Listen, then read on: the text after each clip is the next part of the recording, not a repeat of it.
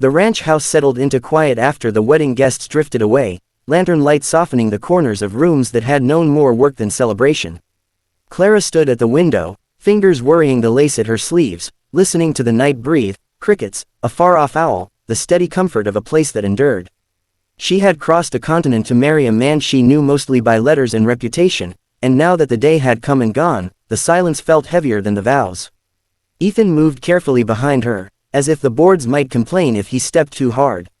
He set his hat on the table, then thought better of it and straightened it again, a habit from years of tending things alone. "You tired?" he asked, voice low, meant to soothe rather than pry. "A little," Clara said. It was true and not.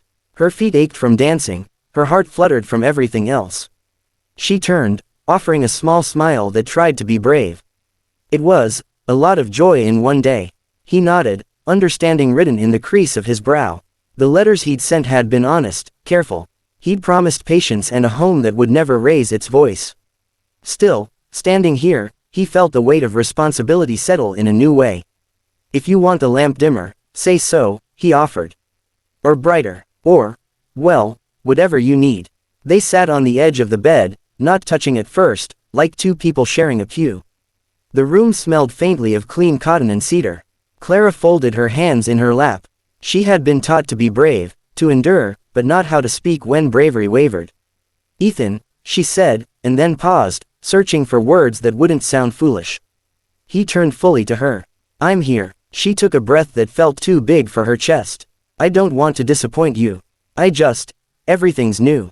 Her eyes shone, not with fear exactly, but with the honest vulnerability of someone stepping onto unfamiliar ground. His shoulders eased. "You couldn't disappoint me if you tried," he said gently. "We've got all the time there is." He reached out, slow enough that she could stop him, and she let his hand rest over hers, warm, steady, reassuring. The world did not end. It felt, surprisingly, like beginning. When the moment came and the closeness felt overwhelming, Clara's voice trembled. "It hurts," she whispered, then added, almost apologetically, "Let's try again tonight."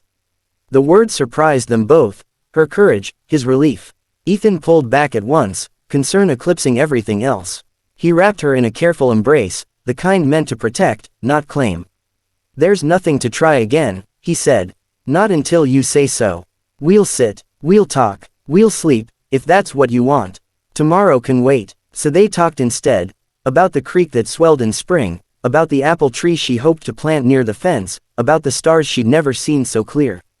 Hours slipped by, the lamp burning low, and with each shared story, the space between them softened.